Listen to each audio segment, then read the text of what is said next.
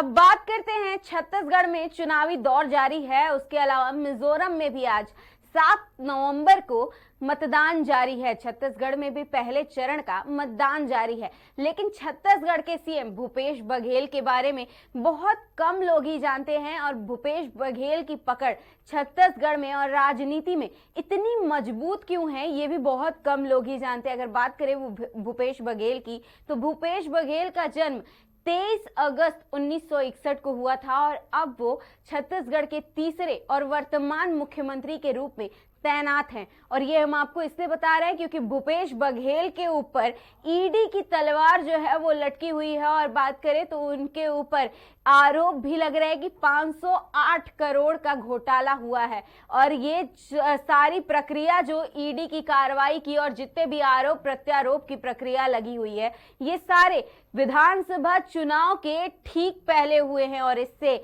बात करें अगर छत्तीसगढ़ की और छत्तीसगढ़ में वोटिंग की, तो इसका कहीं ना कहीं एक बड़ा इफेक्ट पड़ते देखा जा सकता है। अब बात करते हैं, आज सीएम बघेल भारतीय राष्ट्रीय कांग्रेस के राजनेता हैं। बता दें, सीएम बघेल ने 80 के दशक में यूथ कांग्रेस के साथ अपनी सियासी पारी की शुरुआत की थी और यहीं से ये जो पूरा दौर है ये शुरू हुआ था। और उसके बाद फिर छत्तीसगढ़ प्रदेश कांग्रेस कमेटी के अध्यक्ष बने थे भूपेश बघेल। सीएम बघेल पाटन से 5 बार विधानसभा सदस्य भी रह चुके हैं और ये एक बड़ा आंकड़ा है। अगर बात करें तो ये एक बहुत बड़ा आंकड़ा है क्योंकि 5 बार विधानसभा सदस्य रह चुके हैं। और कहीं ना कहीं जो सीएम बनने तक का सफर है ये उसी की वजह से है। अब बात करते हैं सीएम भूपेश बघेल के राजनीतिक जीवन के बारे में। तो भूपेश बघेल ने भारतीय युवा कांग्रेस से अपनी राजनीतिक जीवन की शुरुआत की थी और अखिल भारतीय कांग्रेस समिति के सदस्य बने थे।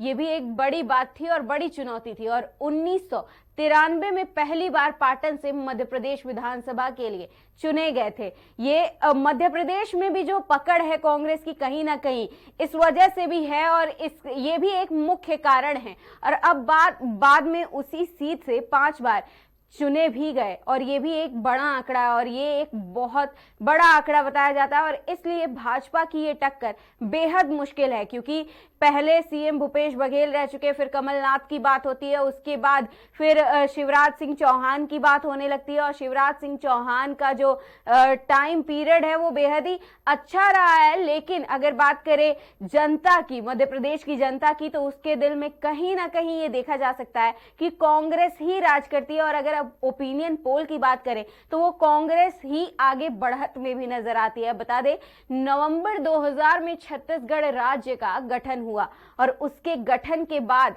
सीएम बघेल छत्तीसगढ़ विधानसभा के सदस्य बने। ये भी एक बड़ी बात थी। और छत्तीसगढ़ शासन के तहत मंत्री राजस्व, पुनर्वास, राहत कार्य, सार्वजनिक स्वास्थ्य यांत्रिकी के रूप में नियुक्त किए गए। ये उससे भी ज्यादा बड़ी बात है क्योंकि इतने सारे पदों पे नियुक्ति होना और इतनी सारी चीजें संभालना ये एक बड़ी बात है। और कहीं ना कहीं छत्तीसगढ़ में बोलबाला भी इसीलिए ज्यादा देखा जाता है। और यही कारण है, यही मुख्य कारण है कि छत्तीसगढ़ में कांग्रेस का बोलबाला इतना ज्यादा है। वहीं इसके बाद सीएम बघेल 2003 के राज्य चुनाव में फिर से विधायक बने, लेकिन 2008 के चुनाव में पाटन विधानसभा सीट हार गए। ये एक बड़ा कारण भी हो सकता है। फिर 2009 में रायपुर से संसदीय चुनाव में भी उन्हें हार का सामना करना पड़ा। और फिर 2018 की बारी आई और 2018 में उनको कहीं ना कहीं जीत मिली और 2018 में छत्तीसगढ़ में कांग्रेस की सरकार आई और सीएम भूपेश बघेल का शासन कायम हुआ। लेकिन आज सीएम बघेल ईडी के चंगुल में फंस गए हैं और महादेव ऐप को लेकर घोटाले में 508 करोड़ की घपलेबाजी का मामला चुनाव के बीच दौड़ रहा है। और ये एक बड़ी बात हो सकती है और ये एक बड़ा फैक्टर हो सकता है कहीं ना कहीं कांग्रेस के लिए, सीएम भूपेश बघेल के लिए, कि ये भाजपा के खेमे में या तो ये सारे वोटर जा सकते हैं जिनको इस बात से कोई फर्क पड़ने वाला है कि 508 करोड़ के घपलेबाजी की खबर आई, वो भी विधानसभा चुनाव से ठीक पहले। और ये एक बड़ी बात हो सकती है वोटर्स को अपनी तरफ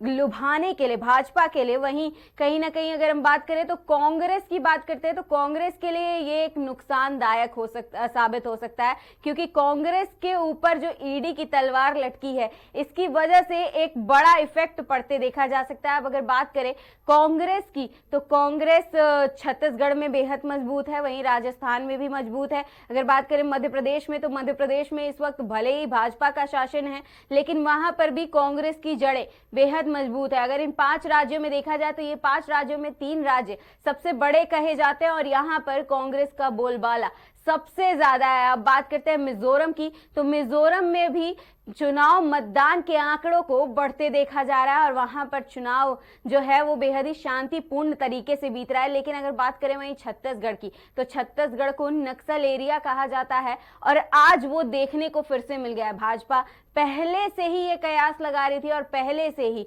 आरोप लगा रही थी और अब वो देखने को भी मिल गया है, क्योंकि खबर आ रही है कि नक्सलियों ने हमला किया है। उसके बाद जो सीआरपीएफ है उनसे मुठभेड़ भी हुई है, उसमें कई नक्सलियों के ऊपर कई नक्सली घायल भी हुए हैं और कई नक्सलियों को चोटें भी आई हैं। लेकिन ये चुनाव के बीच छत्तीसगढ़ में मतदान की प्रक्रिया जारी है, उसके बीच इस तरह की खबर आना बेहद संजीदगी का मामला है और बेहद ध्यान देने वाला मामला है कि भाजपा इस बात को पहले से कह रही थी और भाजपा कांग्रेस पर इसको लेकर के आरोप भी लगा रही थी कि कांग्रेस कहीं ना कहीं इसमें शामिल है।